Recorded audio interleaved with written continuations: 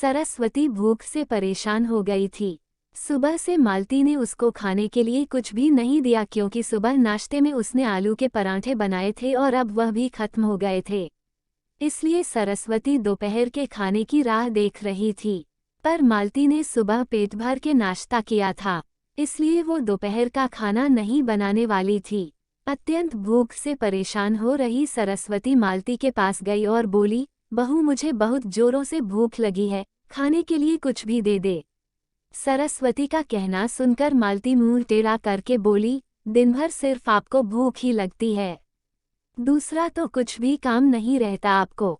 उस टेबल पर चने रखे हैं, वही खाकर पानी पी के सो जाओ। आज दोपहर को मैं मेरी फ्रेंड के साथ बाहर जाने वाली हूँ, इसलिए खाना तो रात को ही बनाऊंगी। ये सुन के सरस्वती का मन उदास हो गया। फिर सरस्वती धीरे से बोली, तू कहे तो मैं खुद के लिए कुछ बना लूं। मालती गुस्से से बोली, एक व्यक्ति के लिए खाना बनाओगी क्या आप? सोचकर मालती किचन में गई और उसने फ्रिज में रखे हुए बासी चावल निकाले। अचार के साथ वह चावल एक थाली में परोसकर सरस्वती के आगे रखकर बोली कि खा लो। ऐसा कहकर पस लेकर मालती घर के बाहर चली गई। चावल फ्रिज में रखे थे तभी भी वो खराब हो गए थे, उनसे गंदी बदबू आ रही थी। सरस्वती ने गुस्से से वह चावल डस्टबिन में डाल दिए। इसके बाद उसने दाल चावल निकालकर अपने लिए गरम गरम खिचड़ी पकाए और पुदीने की चटनी के साथ खाए, और सब बर्तन घिसकर किचन साफ किया और चुपके से अपने रूम में जाकर सो गई। मालती ने भले ही खाना पकाने से मना किया था, पर यह घर उसका भी था और वह खुद का खाना खुद बना सकती है। दूसरे दिन सुबह सरस्वती अपने रूम में बैठी थी, उतने में उसका बेटा रमेश उधर आया और बोला, माँ आजकल महंगाई बहुत बढ़ गई है, मुझे घर खर्च चलाना भी बहुत कठिन हो रहा है। ऊपर से पापा की 13वीं पर भी बहुत खर्च हुआ। माँ मैं सोच रहा था कि एक रूम किराए पर दिया जाए, घर का किराया आने पर घर खर्च में थोड़ी मदद होगी। सरस्वती बोली, बेटा तुझे जो ठीक लगेगा तू वही कर। उसके बाद रमेश गला साफ करते हुए बोला, माँ तेरा रूम खाली कर दे और नीचे के छोटे रूम में शिफ्ट हो जा। उस छोटे रूम में टॉयलेट और बाथरूम नहीं है तो उसे कोई किराए पर नहीं लेगा। सरस्वती चौंक गई और बोली, पर वह रूम छोटा है और वो तो स्टोर रूम है, मैं उधर रहूंगी तो टॉयलेट बाथरूम कैसे जाऊंगी? रमेश बोला, माँ तू आंगन के टॉयलेट में जाया कर, तू तो घर ही रहती है ना। जिसको हम रूम किराए पर देने वाले हैं उसको तो सारी सुख सुविधा तो चाहिए ना। वैसे भी यह रूम भी बहुत बड़ा है, पापा के जाने के बाद तुझे इतने बड़े रूम की क्या जरूरत है? सरस्वती कुछ क्षण शांत रही और सोचने के बाद बोली, टेरेस पर जो रूम है वह भी हम किराए पर दे सकते हैं, उस रूम में सब सुख सुविधा है। उस पर रमेश बोला, नहीं माँ वह रूम हम किराए पर नहीं दे सकते, वह अपने मेहमानों के लिए रखा है। तुझे तो अच्छे से पता है कि मालती के मायके वालों का आना जाना चालू रहता है, इसलिए एक्स्ट्रा रूम मेहमानों के लिए रखना पड़ेगा। सरस्वती सब समझ गई थी कि बेटे ने तो उसका ही रूम किराए पर देने का निर्णय लिया है, क्योंकि वह बुढ़ापे में बेटे और बहू पर आश्रित थी। इसलिए रमेश ने जो कहा उस पर सरस्वती ने ज्यादा विरोध नहीं किया। उसने अपना थोड़ा सामान लिया और छोटे रूम में शिफ्ट हो गई। उधर पुराने छोटे रूम में उसका जी घुट रहा था, तब भी वहां उस रूम में दिन काट रही थी। नया किराएदार आया था, सब पहले जैसा चल रहा था। घर में आए हुए किराएदार का नाम अशोक था, एक एनजीओ में काम करता था। वो हर रोज मालती और रमेश सरस्वती के साथ कैसा सलूक करते थे वह देखता था। वह देखकर उसको बहुत बुरा लगता था। धीरे धीरे सरस्वती अशोक को अपने बेटे जैसा मानने लगी। अशोक भी आते जाते सरस्वती का हालचाल पूछा करता था और उसका ख्याल रखता था। रमेश और मालती को सरस्वती से कुछ लेना देना नहीं था। मालती बचा हुआ खाना उसके थाली में रखकर जाती और बेटा तो उसके तरफ देखता भी नहीं था। सरस्वती तो पहले ही समझ चुकी थी कि उसका बेटा अब पहले जैसा नहीं रहा, वो बदल गया है। फिर भी वो आंखें बंद करके किसी पालतू पशु जैसी उस घर में रहती थी, क्योंकि बुढ़ापे में उसको दूसरा किसी का सहारा नहीं था। रोटी के 2 टुकड़ों के लिए उसको उनके सहारे रहना पड़ रहा था। कभी कभी सरस्वती को बहुत रोना आता था। सरस्वती अशोक को अपने मन की बातें बताने लगी। उनके पति की मौत बेटे की लापरवाही से हुई थी, पर वो ज्यादा नहीं बोल पा रही थी। जब पति काम पर जाते थे तब घर में हम दोनों को बहुत मान सम्मान मिलता था। जब वो काम करने में असमर्थ हो गए तब रमेश को उन्होंने घर खर्च में मदद किया कर ऐसा कहा। यह बातें रमेश के मन को बहुत लगी।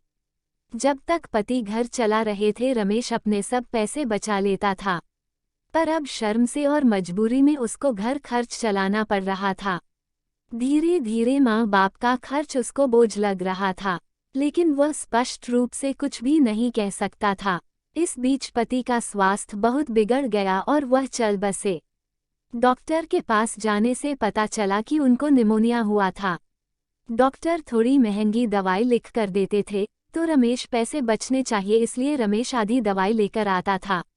शुरू में पति का स्वास्थ्य सुधर गया था, तब रमेश ने उनकी गोलियां औषधि बंद कर दी थी।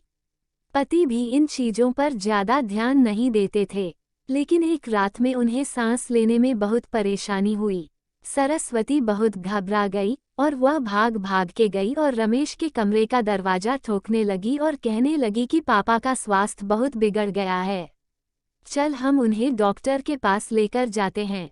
उस पर रमेश बोला, माँ मुझे अब सोने दे, मुझे बहुत नींद आ रही है, हम सुबह पापा को डॉक्टर के पास लेकर जाएंगे। ऐसा कहकर उसने दरवाजा बंद कर लिया था। सरस्वती रात भर पति के तकिए के पास चिंतित बैठी रही।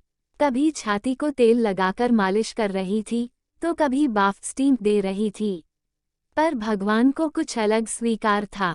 सुबह तक उनकी की मृत्यु हो गई थी। घर में कब्रिस्तान जैसी शांति थी। रमेश रोने का नाटक करने लगा। मालती तो ऐसे रो रही थी कि जैसे उसको वास्तव में ससुर चले गए इस बात पर बहुत दुख हो रहा हो। सबसे ज्यादा धक्का लगा सिर्फ सरस्वती को, पर वो कुछ बोल नहीं पा रही थी। सरस्वती के आंखों से अश्रु आ रहे थे और उसके ओठ थरथर कांप रहे थे, जैसे कि वो कहना चाहती हो कि अब एल रोने का नाटक क्यों कर रहे हो, मेरे पति की मौत के आप दोनों जवाबदार हो। पर वो कुछ बोल नहीं पाई। क्रियाकर्म कर दिया गया। सरस्वती के दिमाग में हमेशा एक बात चलती थी, रमेश ने लापरवाही नहीं की होती तो आज मेरे पति जिंदा होते। उनकी मौत के बाद मालती और रमेश का व्यवहार बहुत बदल गया था। सरस्वती को भी उनके व्यवहार की आदत पड़ गई थी, इसलिए वह उनकी तरफ से कोई भी अपेक्षा नहीं रखती थी, पर उसका मन उसे अंदर ही अंदर उसे खाए जा रहा था। ऐसी औलाद को सबक भी नहीं सिखा सकती। एक दिन उनका किराएदार अशोक उसके पास आया और सरस्वती को कुछ बातें उसने समझाई। वह बातें सुनकर सरस्वती की आंखों में एक नई उम्मीद जगी। दूसरे दिन सुबह सरस्वती, मालती और रमेश के पास आए और बोली, मुझे तुम दोनों से बहुत जरूरी बात करनी है। मुझे ऐसा लग रहा है कि तुम दोनों को मेरे साथ रहने में प्रॉब्लम है, इसलिए मैंने सोचा कि मैं वृद्धाश्रम में रहूंगी। सरस्वती का कहना सुनकर मालती बहुत खुश हो गई। रमेश ने थोड़ा दुखी होने का नाटक किया। फिर थोड़ी देर में सरस्वती ने उन दोनों के चेहरे के हाव भाव देखे और बोली, रमेश तुझे दुखी होने की जरूरत नहीं है और मालती तुझे इतना खुश होने की जरूरत नहीं है। पहले मेरी सब बातें सुन लो। और सरस्वती हंसकर बोली, यह बातें सच्ची है कि वृद्धाश्रम में रहूंगी, पर मैं इस घर से कहीं नहीं जाऊंगी। मैं इस घर को ही वृद्धाश्रम बनाऊंगी। अब यहाँ तुम्हारे जैसे स्वार्थी बेटे और बहू यहाँ नहीं रहेंगे। मेरे जैसे बूढ़े लोग यहाँ रहेंगे। ये मेरा आखिरी निर्णय है। ये सुनकर रमेश और मालती दोनों ही चौंक गए। रमेश और मालती एक दूसरे की तरफ देखने लगे। उन दोनों ने सोचा था कि सरस्वती घर छोड़कर चली जाएगी तो वह दोनों खुशी से रहेंगे।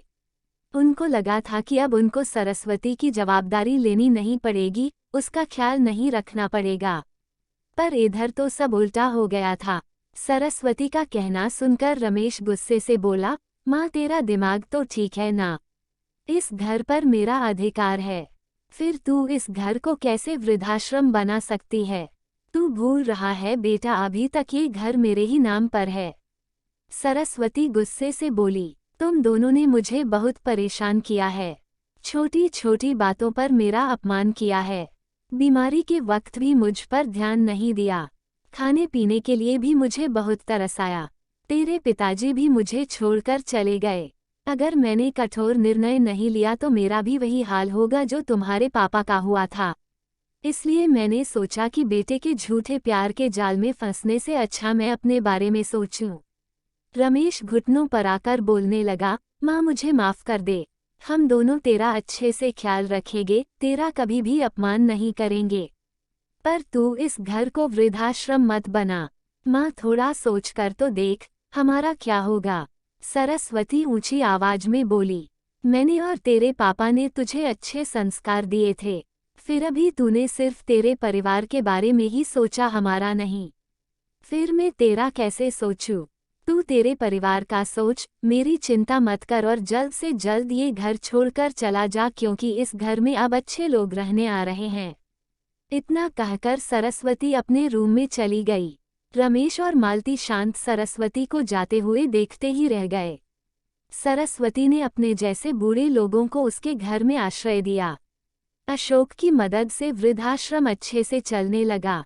दोस्तों, आजकल के लड़कों ने बूढ़े लोगों के साथ गैर व्यवहार किया तो बूढ़े लोग भी कठोर निर्णय ले सकते हैं।